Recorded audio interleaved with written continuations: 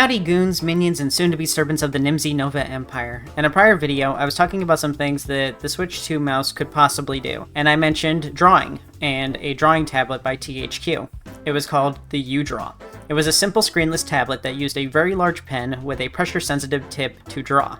The tip would click down when pressed into the tablet, and that would let the device know that it was drawing. Then, using the touchpad, it would detect where the pen tip is to draw. Like many of the Wii accessories of the time, you could plug in your Wii remote, then slot it into the board. This made the Wii remote work like a bunch of shortcuts, but it also allowed the tablet to accept gyro input. I made a big long video related to the device on my other channel, and it made more sense to put it there. That channel has a lot of art related stuff, and this is so far has mostly been Nintendo related and the Switch related, but today I'm showing you something else I got around the same time that I was going to make a video on and forgot about. It's for the Switch, and I don't really play my original Switch all that much. I kind of forgot I had this game, but it's probably my weirdest game and Switch accessory. It's a game and digital art pen called Colors Live. Colors as a series got its start on the Nintendo DS, PlayStation Vita, Android, and iPhone. It was an art program for you to use on your DS, and it makes 100% sense to do that. Nintendo even released a few similar games later called the Art Academy series. I actually have one of those on the Wii U, and that one's kind of funny. Maybe I'll make a video on that too. But on the Vita, it makes a little less sense since it didn't have a stylus, and there's much better that you can use on phones. One of the big features of the game was that you could upload your images to an online gallery. This game was huge, so of course they had a sequel, Colors 3D, for the 3DS. 3D was similar to its predecessor, but with the addition of adding 5 layers. This made making art on the 3DS very serious since you could now have a sketch, line, color, shading, and bonus layer. You could make some serious art on it, and since you could export it to an SD card, you could share it anywhere you liked. For an added cool feature besides its robust tools was the top screen would display a 3D version of your art.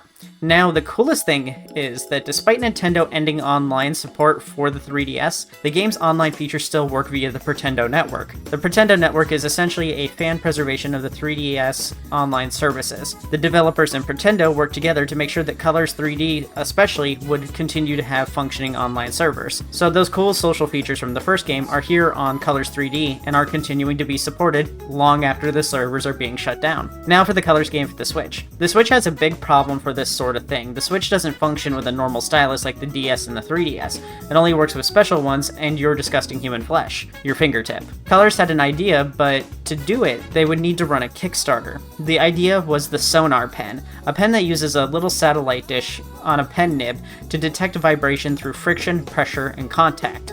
For it to work though, it has to be plugged into the Switch's headphone jack. In 2020, Colors was able to reach their goal and beyond, raising $230,000 US. This enabled them to make Colors Live, the SonarPen, and a new game mode, and bring that all to life and bring it to the Switch. Now, we have a serious art program with a good pen, and since it was able to be used with the Switch, it turned your Switch into a portable artist's studio. Here's my Colors Live and the SonarPen. I didn't participate in the Kickstarter. By the time I found out about it, it was long over. This was actually a pretty good deal for me though. I got mine used on eBay for about 30 bucks. For a sealed version, it's about 60 bucks and you can still find sealed versions. Once you find out what this baby can do though, and how close it gets to PC art programs and tablets, I think you'll find that this is a beyond fair price. This is also kind of the ultimate digital art setup for a kid. My drawing tablet with a screen is $200. For $200, you can get a Switch Lite, and then 60 bucks you got the game and you don't have to buy a PC to work it with. But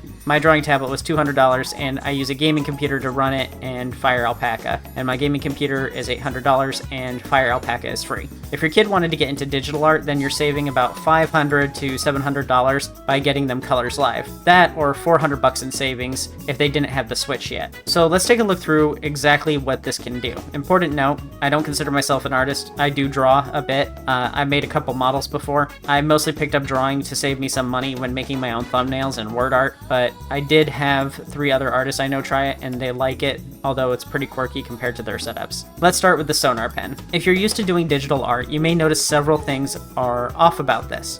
First, the dish on the stylus tip that I mentioned before. Since the Switch can't be used with a normal stylus, this dish is used to pick up sound. Sound, as you've learned in elementary school, travels via sound waves and produces vibrations. This little dish works like an ear while simultaneously producing the vibrations that are picked up as a sound. It does this by picking up your pen pressure, how hard you're pressing into the screen. Then the touch screen detects your position. Then it draws a line depending on the pressure. There's one more thing about the pen too. Since the Switch screen detects human flesh, wouldn't it detect your hand on the screen while holding the pen? Not with Colors Live. That's the other cool thing about this setup. It doesn't detect your hand at all when plugged in. The pen also features another oddity, and it's the cord. This cord ends in a headphone jack male plug that plugs into the Switch's headphone jack female port.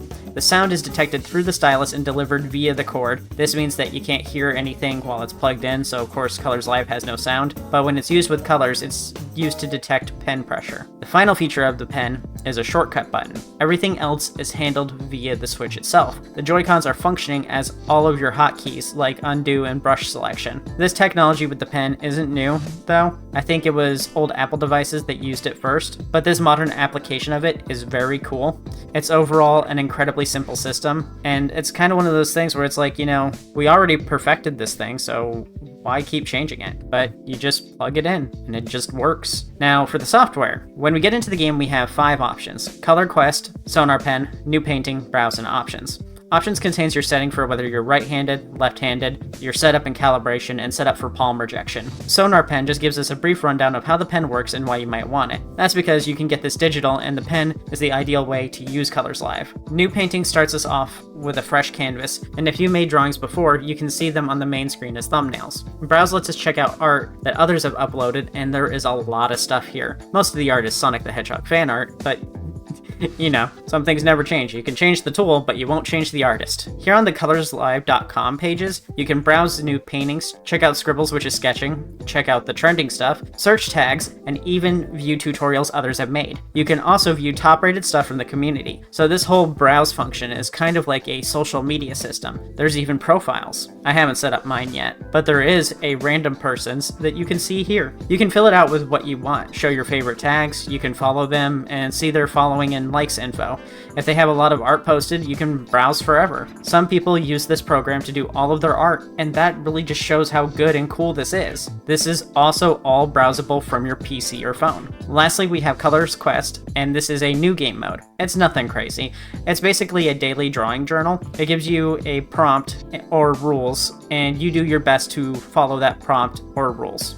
I know a lot of you artistic sorts out there run into an art block. As someone who's pretty involved with Original Species in the art community, I know a lot of people who get through art block by using prompts. It's very common in Original Species circles for them to do events around art prompts because of that. So this could be a really good way to help you push through that block when you're not feeling inspired enough to create. Now for the art program itself. If you're someone who draws using a PC, you may find that this program is a little lacking in features that you might consider mandatory. First, it has only 10 layers. This is a lot more than the previous Colors game, but if you're someone who does art for a living, you may find yourself needing a lot more than this. 10 will probably be plenty for most digital art, but if you've ever wanted to get into something like making models with like Live 2D, then Colors won't get you there. But if you're doing that, you're what most people would call a power user, and this software isn't going to be for you in the first place. Layers still have near full functionality from a full art program, like merge, copy, and opacity. You also have grids, and you can even import an image. So you can import a reference image if you want to draw someone else's character or something like that. There's a time-lapse feature that's built in. Brushes are a bit rudimentary, and you won't be able to import brush files. For brushes, you have Sketch for pencils, Classic Round where pressure makes it fade, Classic Soft where pressure makes it taper, Classic Bristle for a paintbrush, Big Bristle for broad strokes, and your standard pen. Note that none of these have pen stabilization built into them. For pen stabilization, you need the Lazy Brush. This works like the classic pen, but with a slight delay to remove shakiness from your lines. This is unlike Fire Alpaca, which is a free PC art program that has global pen stabilization,